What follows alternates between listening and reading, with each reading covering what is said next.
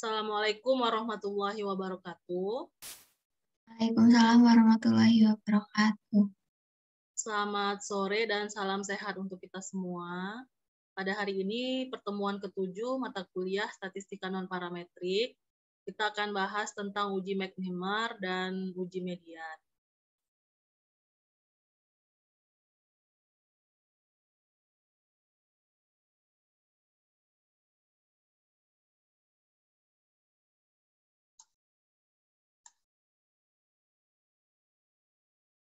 Uji McNemar ini merupakan uji dua sampel berpasangan. Untuk pengertian dan penggunaan uji McNemar sendiri, datanya berbentuk nominal, cross tab 2x2, 2 baris dan 2 kolom, rancangan penilaian berbentuk pre-post, satu sampel diukur 2 kali, biasanya desainnya before after.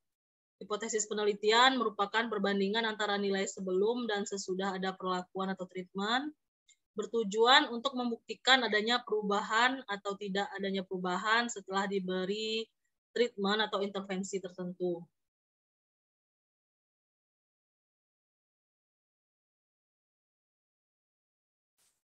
Dibuat tabel frekuensi yang berbentuk tabel 2x2 seperti pada gambar, ada pre dan post ya, ada A, B, C, D, min plus, min plus. Nah, individu dicatat di sel A jika dia berubah dari positif ke negatif, individu dicatat di sel D jika dia berubah dari negatif ke positif, individu dicatat di sel B jika sebelum dan sesudah adalah positif, dan individu dicatat di sel C jika sebelum dan sesudah adalah negatif. Dari tabel di atas, maka A dan D adalah jumlah total sampel yang berubah, B dan C adalah sampel yang tidak berubah. Rumusnya adalah C kuadrat sama dengan A min D min 1 dikuadratkan kali A plus D. Dengan DF itu adalah degree of freedom sama dengan 1. A nilai pada sel A dan D besar adalah nilai pada sel D. Ini adalah C kuadrat yang X besar ini ya, C kuadrat atau koefisien C square. Keputusannya jika C kuadrat hitung lebih dari C kuadrat tabel, maka H0 ditolak. Jika C kuadrat hitung kurang dari, maaf ya ini salah ketik lagi ya, untuk penerimaan kurang dari sama dengan ya. Pasti ada sama dengannya kalau untuk di penerimaan H0 ya.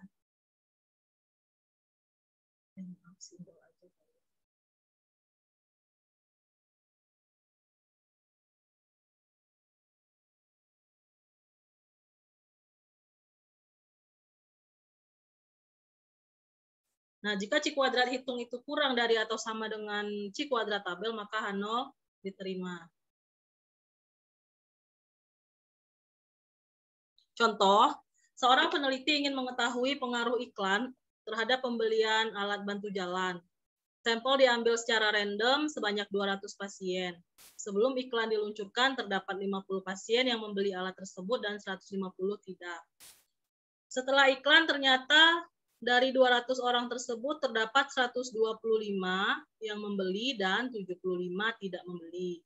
Dari 125 yang membeli tersebut terdiri atas pembeli tetap 40 orang, sehingga yang berubah menjadi tidak membeli 85. Dari 75 yang tidak membeli, yang tetap 65, dan yang berubah 10 orang.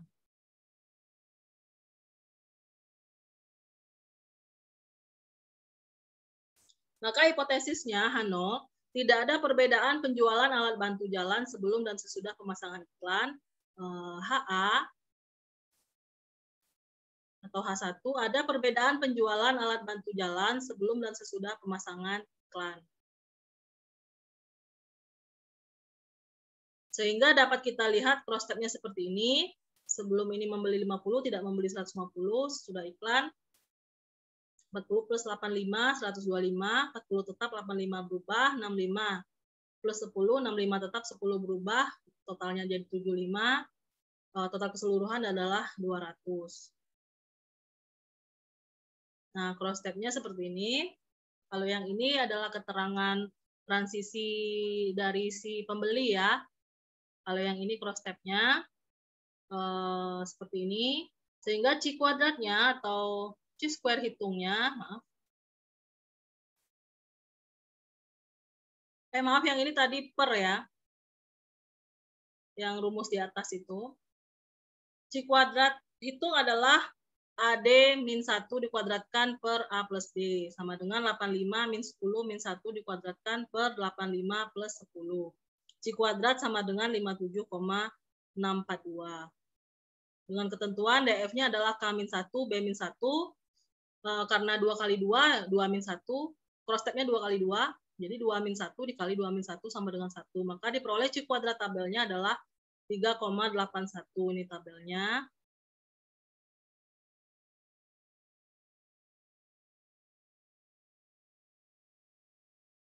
(3,841) yang ini ya.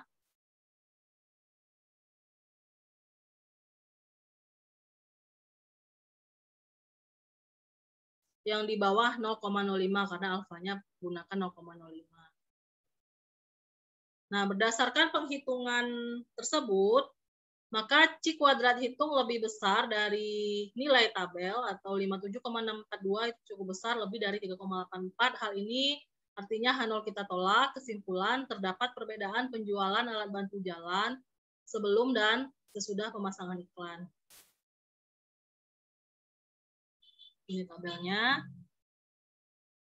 Ini contoh lain. Diambil sampel 22 orang laki-laki dewasa, akan dilakukan pengukuran terhadap tekanan nadi.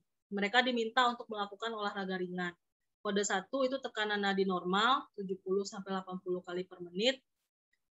Kode 2 tekanan nadi tidak normal lebih dari 80. Data diambil sebelum dan sesudah dilakukan olahraga. Ingin diketahui apakah terdapat perbedaan atau perubahan tekanan nadi setelah dilakukan olahraga. Bagaimana keputusan hipotesisnya jika menggunakan derajat kepercayaan 95% dan derajat signifikansi 5%, maka datanya seperti ini. Ada pre dan post-nya, sampelnya sebanyak 22. Sehingga dalam bentuk tabel 2x2, penyajian datanya menjadi seperti ini. Di mana plus itu adalah tekanan nadi normal dan min itu tekanan nadi tidak normal. Sehingga C kuadrat hitungnya, kita masukkan jumlah dalam cross tab tadi, diperolehlah 6,67 dengan DF sama dengan 1. C kuadrat tabelnya 3,84, C kuadrat hitungnya 6,67, lebih dari 3,84, maka H0 ditolak. Artinya terdapat perbedaan nadi antara sebelum dan setelah olahraga. Atau olahraga berpengaruh signifikan terhadap perubahan tekanan nadi. Nah, seperti itu untuk uji Heckmar ya. Apakah ada pertanyaan sampai di sini? Belum ada, Bu.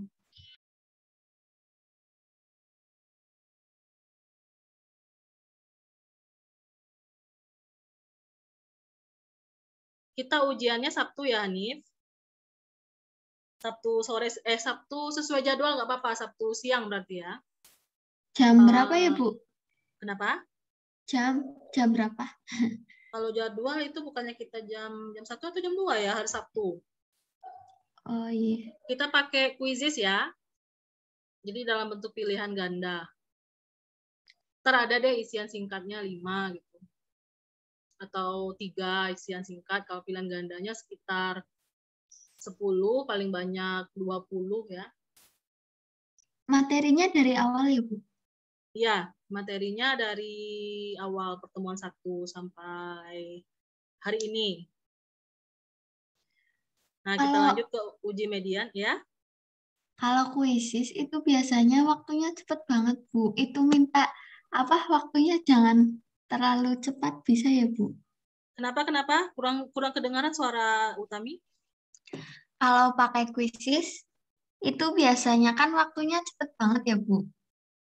Oh, enggak. Ibu, kalau ibu setting mode-nya tuh klasik, Jadi dan setelah itu satu soal itu ibu bikin sendiri tuh soalnya. Jadi ibu setting lama emang.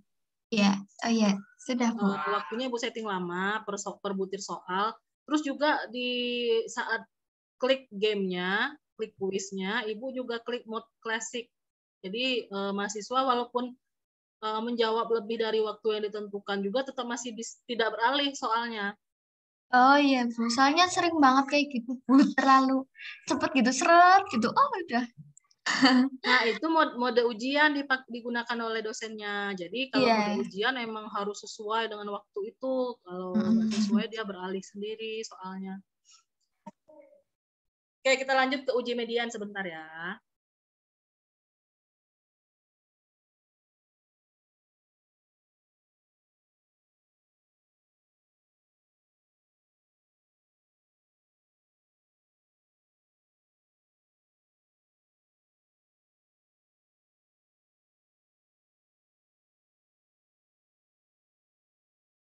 Apakah bisa dilihat? Bisa Bu. Oke, ini uji median.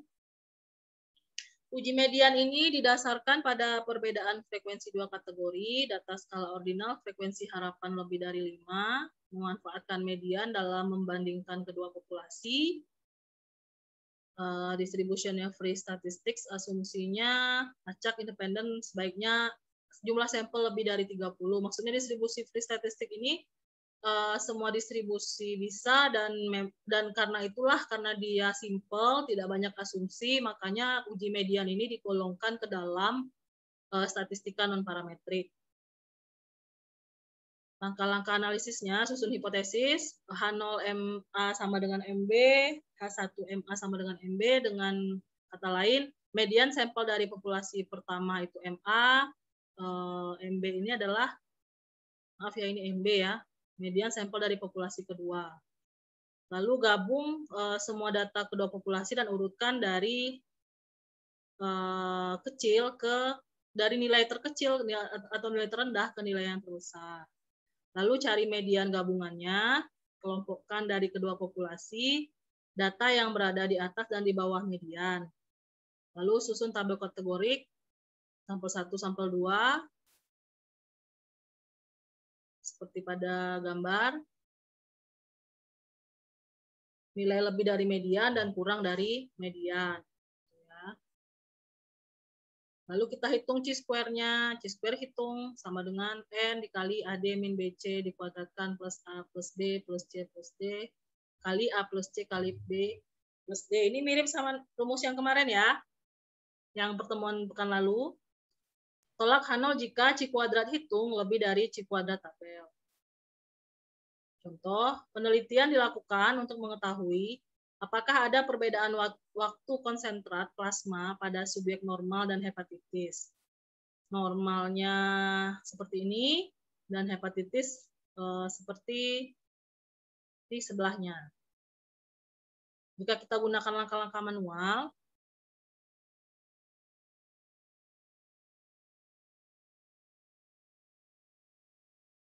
diurutkan dulu datanya dari yang terendah hingga yang tertinggi ya.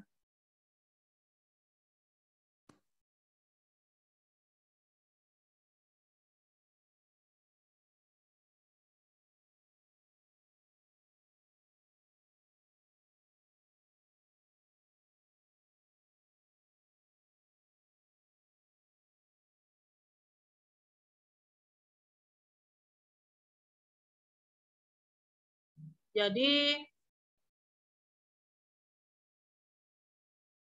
ke semua data kita gabung, lalu kita urutkan, dan median gabungannya adalah 20,1 plus 21,5 per 2, 20,8. Karena datanya kita gabung semua nih ya. Ini kan ada normal dan ada yang hepatitis. Keseluruhan data ini digabung dan diurutkan dari nilai terendah hingga nilai tertinggi, diperolehlah median gabungannya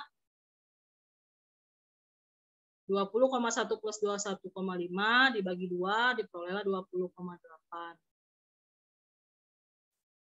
Chi kuadrat hitungnya, nah ini cross step-nya, step-nya kita minta bantuan SPSS, diperolehlah yang di atas median, kurang dari sama median itu kategorinya, tipenya normal dan hepatitis, masing-masing sel sudah terisi, maka C kuadrat hitungnya adalah dengan rumus N dikali AD min BC dikuadratkan plus A plus B dikali C plus D dikali A plus C dikali B plus D.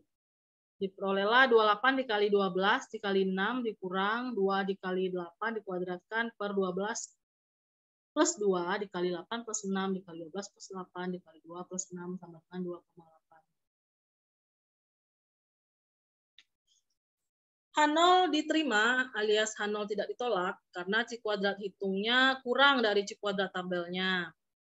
Dan kesimpulannya, tidak terdapat perbedaan yang signifikan waktu konsentrat plasma pada subjek normal dan hepatitis.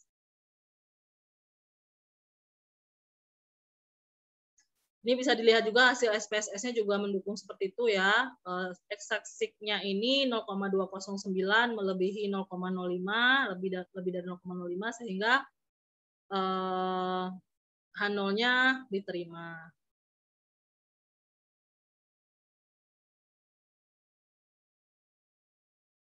Oke, sampai sini apakah ada pertanyaan? Belum ada, Bu. Coba kita cek ke ini ya. Oh ya, ini. Berarti besok itu sampai uji median ya, materinya, materi ujiannya.